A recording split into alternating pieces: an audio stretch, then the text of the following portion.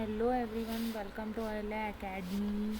तो आज का हमारा टॉपिक है इंडस वैली सिविलाइजेशन। आज हम कुछ questions Indus Valley civilisation based करेंगे जो कि आपके एग्ज़ाम पॉइंट ऑफ व्यू से वेरी इंपॉर्टेंट है और सभी एग्ज़ाम्स में ये पूछे भी जाते हैं, चाहे वो एग्ज़ाम एसएससी हो, बैंक हो, रेलवे हो या फिर कोई भी अदर स्टेट का एग्ज़ाम हो। इंडस वैली सिविलाइजेशन से क्वेश्चंस आते हैं। स्टार्ट करते हैं हम। हमारा फर्स्ट क्वेश्चन है, सिंधु सभ्यता की खोज किसने की थी? इंडस वैली सिविलाइजेशन जो है उसकी खोज किसने की थी? सिंधु सभ्यता या सिंधु घाटी सभ्यता या हड़प्पा सभ्यता? एक ही शब्द है।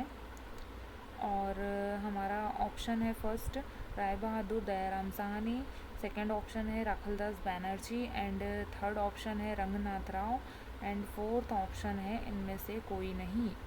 तो हमारा करेक्ट ऑप्शन हो जाएगा ए, राय बहादुर दयाराम साहनी ने सिंधु सभ्यता की खोज की थी। नेक्स्ट है हमारा सेकंड क्वेश्चन है, सिंधु सभ्यता का प्रमुख स्थल हड़प्पा जिसकी खोज की थी राय बहादुर दयाराम साहनी, राखलदास बैनर्जी, रंगनाथ राव या इनमें से कोई भी नहीं।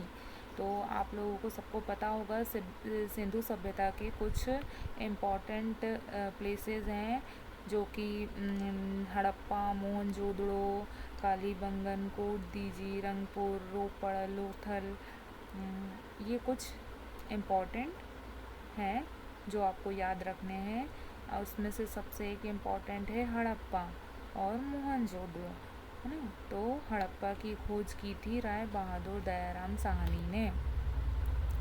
हमारा नेक्स्ट क्वेश्चन है, सिंधु सभ्यता का प्रमुख स्थल मोहनजोदड़ो की खोज किसने की थी? तो हमारे ऑप्शंस है राय बहादुर दयाराम साहनी, राखलदास बैनर्जी, रंगनाथ राव या फिर इनमें से कोई नहीं। तो मोहनजोदड़ो जो है हड़प्पा सभ्यता का जो स्थल था एक इम्पॉर्टेंट, उसकी खोज राखलदास बैनर्जी ने की थी। क्वेश्चन हमारा नेक्स्ट है फोर्थ, है ना। तो सिंधु सभ्यता का प्रमुख स्थल हड़प्पा किस नदी के पास स्थित था? तो आप लोगों को पता होगा कि पहले पुराने ज़माने में जो भी गांव या नगर जो बसा करते थे वो उनका मेन एक जो सोर्स होता था वो होता था पानी। तो जहाँ नदी होती थी उसके किनारे पर ही जो शहर या नगर बसाए जाते थे। तो हड़प्पा जो है वो किस नदी के किनारे पर बसा हुआ था? तो वो रावी नदी के किनारे पर था। हमारा नेक्स्ट क्वेश्चन है, सिंधु सभ्यता का स्थल मोहनजोदड़ो जो है वो किस नदी के पास स्थित था? तो मोहनजोदड़ो जो है वो सिंधु नदी के किनारे पर स्थित था। और हमारा नेक्स्ट क्वेश्चन है, सिंधु सभ्यता का प्रमुख स्थल मोहनजोदड़ो से जो एक डांसिंग गर्ल की स्टैच्यू प्राप्त हुआ था तो वो किसका था? लोहे का, सोने का, कांसे का या फिर इनमें से कोई नहीं। तो जो एक नर्तकी की प्रतिमा मिली थी वो कांसे की थी, ब्रॉन्ज।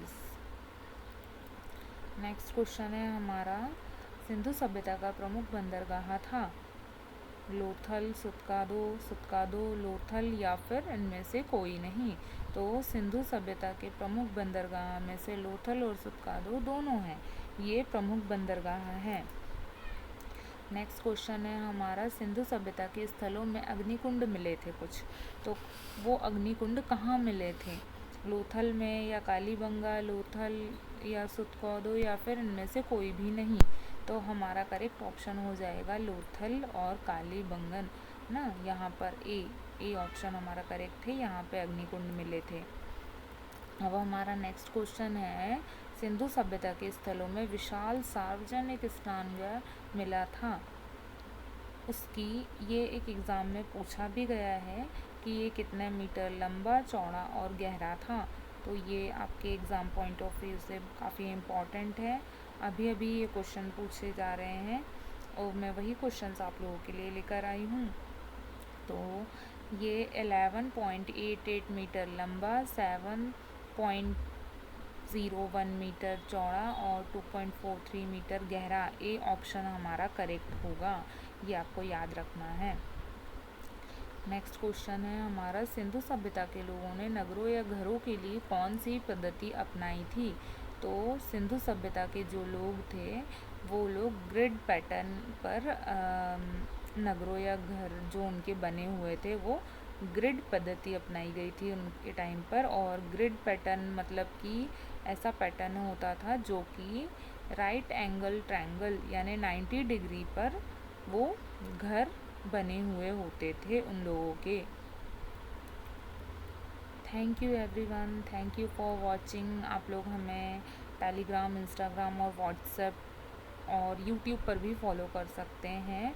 आप लोगों को ऐसे ही वीडियोस मिलती रहेंगी।